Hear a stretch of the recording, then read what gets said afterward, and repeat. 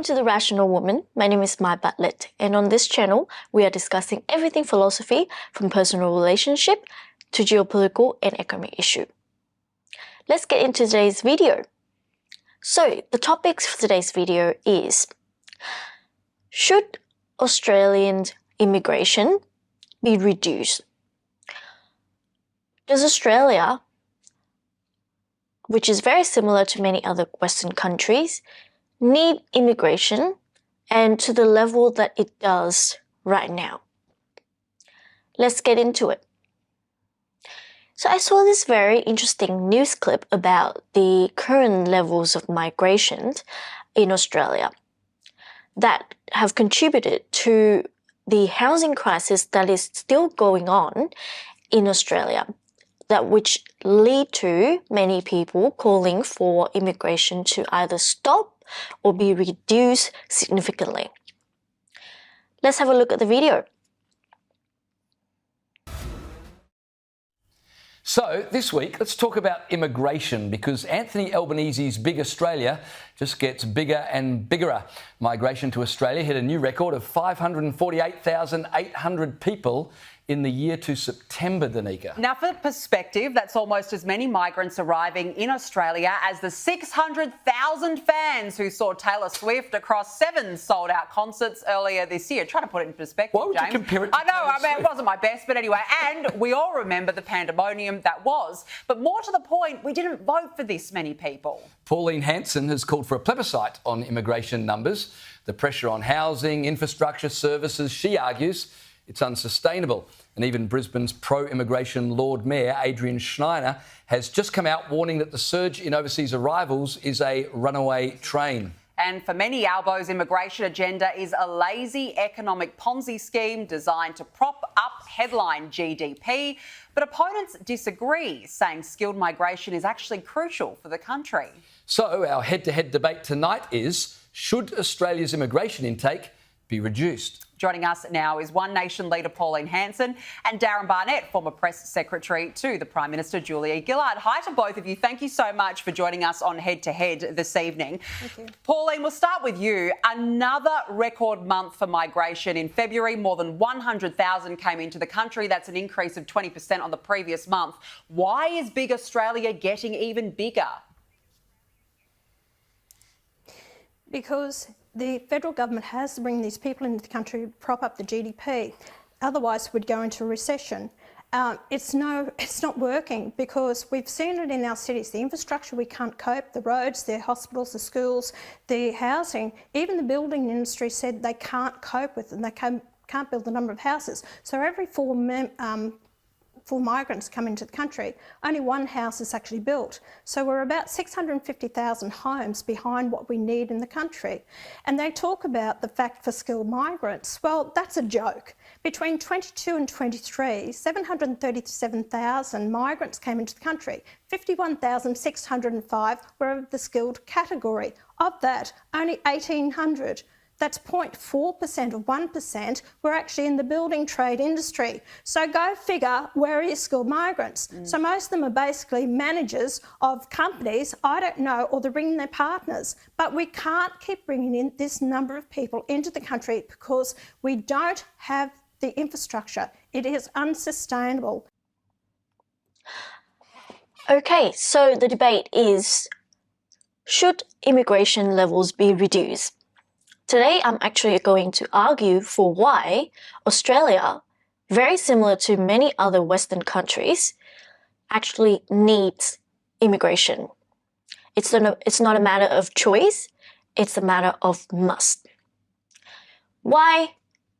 Well, first let's have a look at some immigration statistics.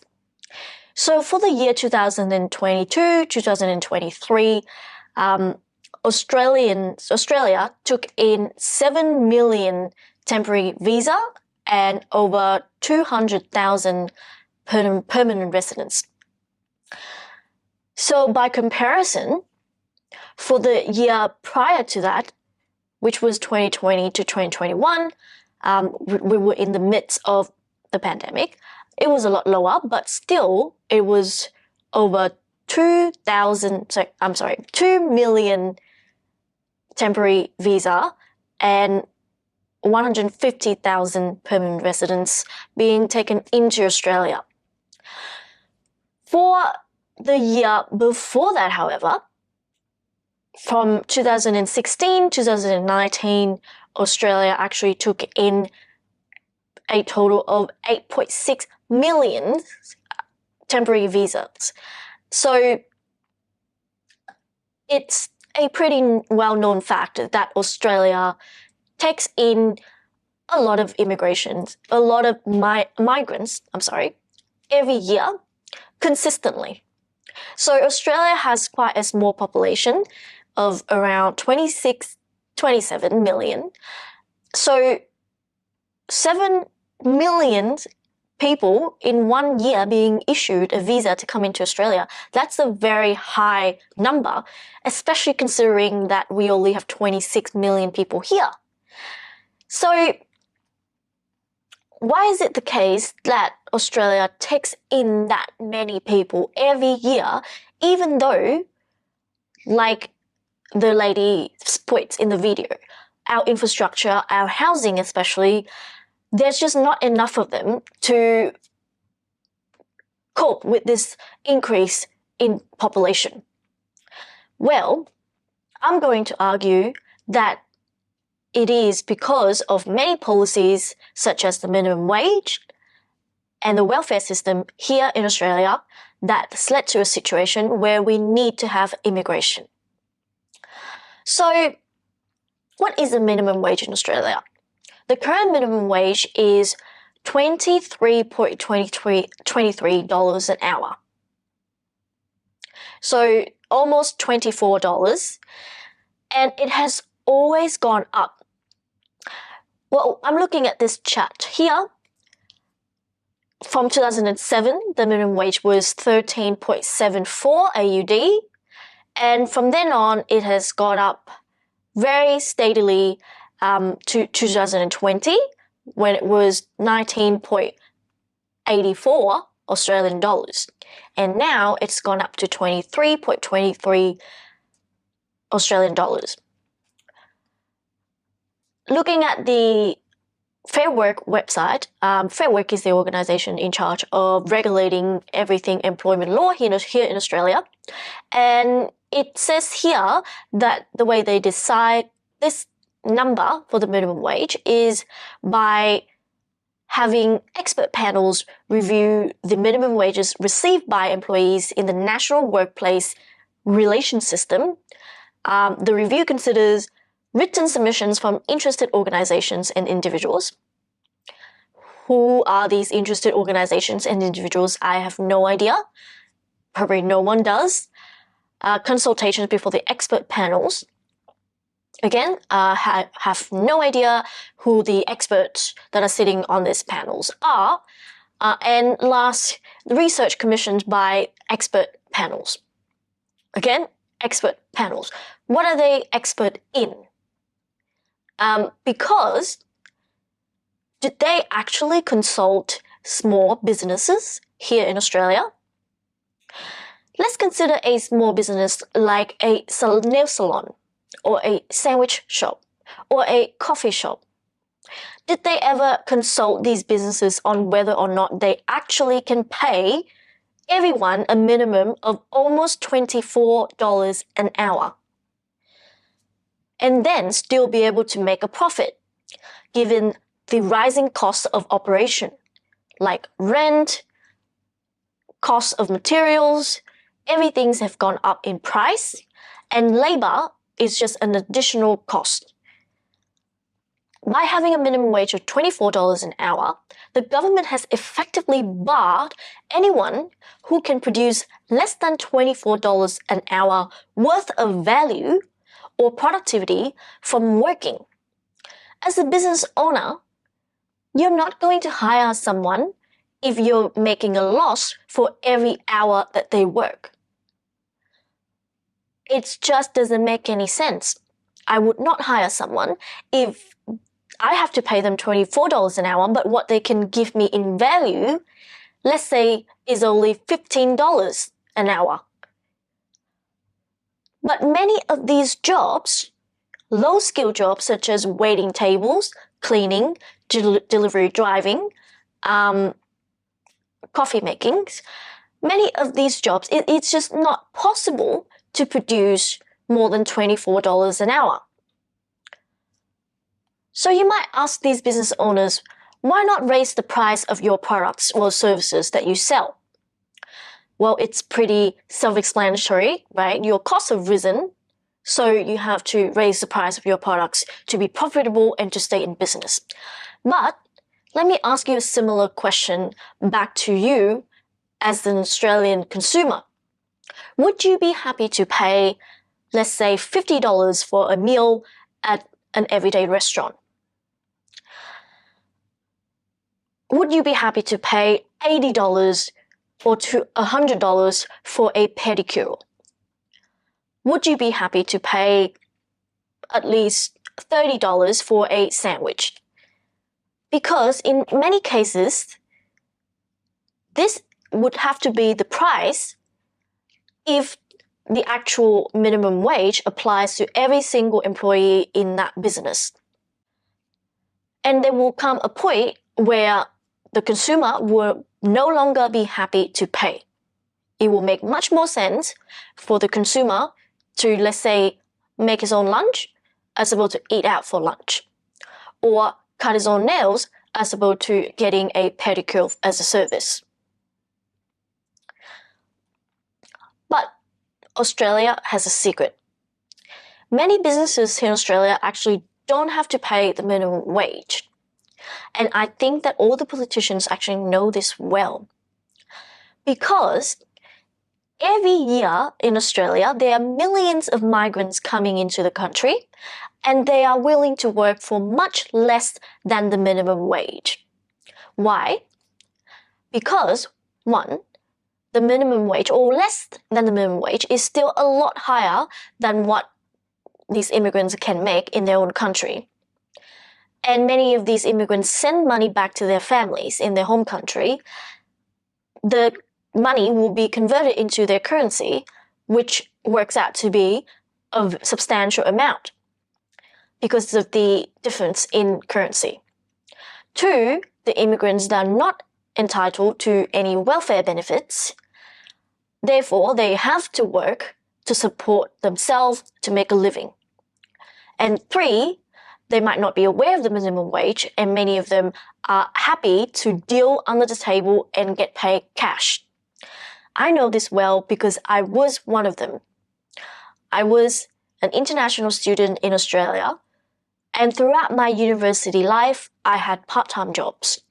I did many things, including waiting tables at a restaurant, making coffee, working in a newspaper factory, and rarely did I get paid the minimum wage.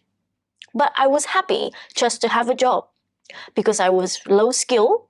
I was 16 years old. I did not have any skills like customer service skill. My English was good, but it was not as good as a local. And I was very grateful to just have a job. And to me, being paid $15 an hour, which was not the minimum wage at the time, but that to me was already, I was happy with that amount of money. When I was working at McDonald's, I was under 18, so the minimum wage did not apply to me. That was why I got the job. The moment I turned 18, the shifts at McDonald's started to be cut, and then I barely received any hours anymore. So just think about it. If McDonald's as a corporation, do you realistically think that they can make a burger for $3 if they had to pay every single employee working there at least $24 an hour? And they are a corporation with lots of capital and reserve funds to cover business expenses, let alone a small business. So the one thing that the government could do to destroy all job prospects for young people under 18 is to make the minimum wage apply to them. Because young people are naturally very low skill. They have to develop skills. So compared to people with more experience, they are not as competitive as worker But the reason why businesses hire them is because they are on the discount. The minimum wage does not apply to them, and therefore the businesses can pay them a lot lower legally. And because places like McDonald's and KFC cannot deal under the table and pay cash, they are forced to hire young people under 18 to avoid or to get around the minimum wage. So whenever someone decides or think about the minimum wage, they often think from them being the worker's perspective. But have you ever wondered how much would the price of things that you have to pay be as a consumer if the minimum wage applies to everyone? I know for a fact that pedicure service would not be only $50 an hour, because at least half, if not all, of the workers in the nail salons are not being paid minimum wage. They're being paid cash, and it is a lower number. So the politicians want to pretend like they can cheat reality and set the minimum wage at an arbitrary amount, consulting the experts and taking opinions from interested groups and organizations, completely disregarding the reality of small businesses and the Australian economies, and disregarding the supply and demand mechanism of a free market. And for some reason, they believe that they can get away with it. Well, on top of the minimum wage, we also have numerous welfare benefits in Australia that act as another layer of minimum wage. So just looking at this website here from Centrelink, we have benefits such as job seeker payment of about $700 every fortnight, youth allowance, also about $700 for every fortnight. We have other things such as rent assistance, parenting payment, mobility allowance, energy supplement, sickness allowance. I don't even know half of all these benefits. All this means is that a small business owner would have to pay an Australian who is entitled to all these benefits a lot more than what they are already getting doing nothing to entice them to work.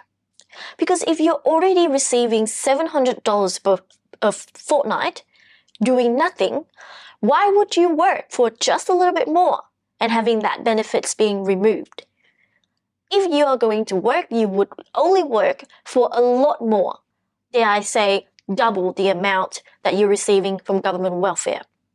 So these welfare benefits act as a layer of minimum wage for all Australians that are entitled to them.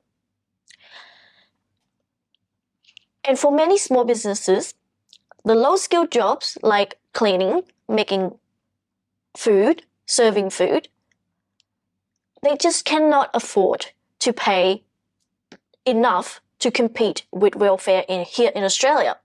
But the reality is these jobs need to be done. Someone needs to clean, someone needs to serve table, someone needs to pick fruit. Therefore, we have overseas migration. These people are not at all entitled to welfare. Many of them don't even know about the minimum wage or don't really care about it. And they don't have the power to vote.